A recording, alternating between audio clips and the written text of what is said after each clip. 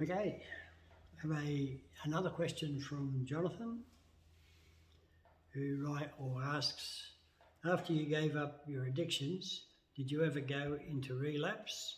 And if so, how did you recover from relapse? And there's a supplementary question, and do the addictive cravings ever go away? If not, how do you manage them from day to day?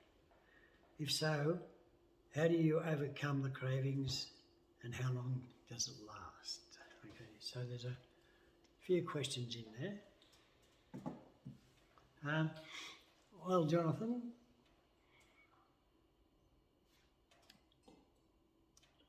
I didn't go into a relapse. Once I made that decision that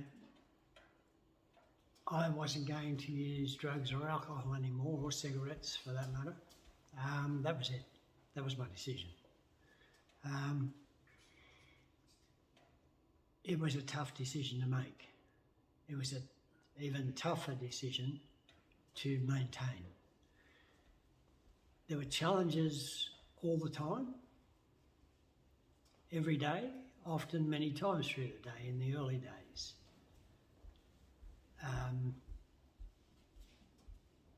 There was, I knew inside of myself that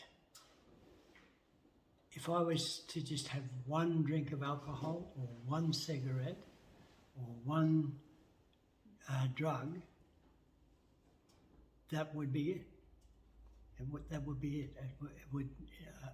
I wouldn't be able to stop again. I understood that much by reflecting on my own life, because every time I had a drink in the past, it set off a craving. And I had to drink until I was comatose, basically. So I understood that very clearly for myself. And I didn't have relapses. I haven't had a drink now or a drug now for over 20 years, 21 years. Today I don't have cravings. Drinking drugs are the furthest thing from my mind.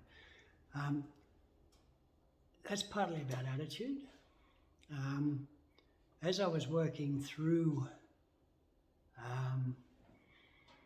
those early days, I consumed a lot of sugar. I ate a lot of lollies. That gave me some relief from the addictive cravings. And it's understanding that, the physical cravings only last for a maximum of 7 days. Even less. For alcohol, it's only a few days. Yep. If you've had heavy alcohol intake for a long period of time, my suggestion is you see a doctor and go through a detox with a doctor. I wasn't that smart, and I certainly didn't want to see a doctor. I didn't trust doctors. And I probably did. I had a lot of withdrawal hallucinations in those early days, like in the first couple of days. But after a week, the alcohol is well and truly out of the system. So the physical withdrawals are gone. I don't have to deal with them anymore. Then it's about the mind. Yep. And that's the battleground. That's the real battleground. The mind, the thinking. That's where the demons start to come in. So I had to develop a strategy to deal with the mind. Okay, what I did, I made sure I had something to do every day. Yep, I had a plan. Every evening I planned my next day. Yep, and I knew what I was going to do. And to the best of my ability, I maintained that plan. I gave myself that commitment, remembering that, if I said I was going to do something, I did it. So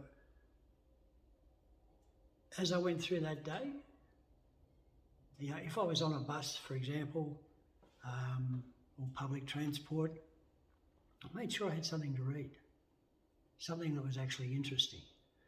The interesting thing about that is that that's when I realised I needed glasses, because I never wore glasses until I gave up drugs and alcohol and started to read. So I had to go and buy a pair of, I ended up buying a pair of cheap magnifying glasses so that I could actually read. And I couldn't read that well in those days, but I tried. And that's what giving up drugs and alcohol are about, trying, doing it, getting it done. And I mentioned earlier that in another YouTube, I mentioned that I used mantras to interfere with my thinking. So I use things like nursery rhymes, Humpty Dumpty specifically, and every time my thinking would start to get the better of me, I'd say, "Whoa, stop! I've got to stop this thinking."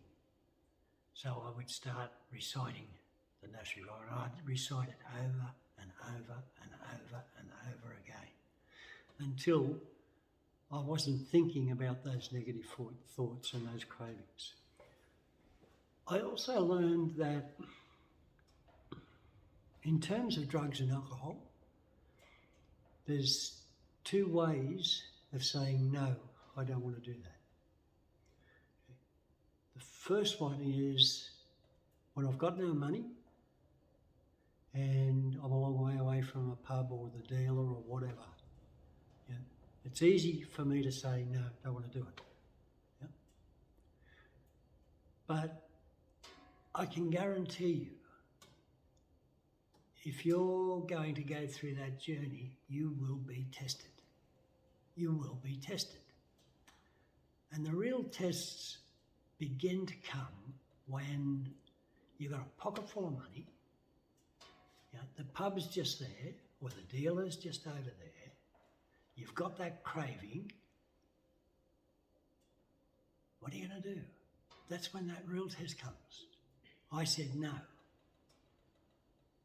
I want to respect myself enough not to walk in the pub or not to knock on that door. That is a really big challenge. Once I got over that challenge a couple of times and I faced those cravings head on, as tough as that was, they began to ease. The monkeys were not so loud in my ear. So I would say that for me, the cravings probably lasted for really intensely, probably the first 3 months. Then they started to wane and get less. I probably still had cravings off and on, now and then, up until maybe 2 years. After 2 years, it was just now and then, every now and then, if I let it entertain my thoughts. One of the keys for me is every time I thought I want a drug, I'd immediately respond in my mind by saying, no, I don't do drugs. Or if I wanted to drink, it'd be, no, I don't drink. I don't care what anyone else does. What other people do is not my business. But I don't drink. I don't do drugs. I still do that today. Not that I have to do it very often, but every now and then I'm walking somewhere, I'm doing something, and I think in a really happy way, I don't do drugs. I don't do alcohol. I don't do cigarettes. But there's one thing that's an absolute.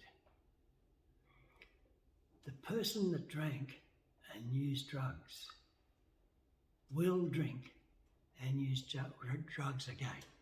There is no doubt about that. I had to change who I was. I had to change. I had to change the way I thought about alcohol, about anger, about resentments. I had to rethink everything that I did and introduce new ways of doing things. That takes time. That takes time. I can confidently say I was maybe 5 years, 6 years without drugs and alcohol when I started to go through a whole day without thinking about it. It took that long. It took that long. But the journey was worth it. And everybody's different. Everybody's different. The journey is definitely worth it. The other part of that question, I'll just go back in here.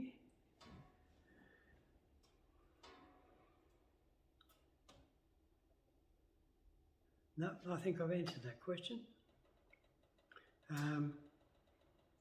Yeah, so thank you for the question, Jonathan.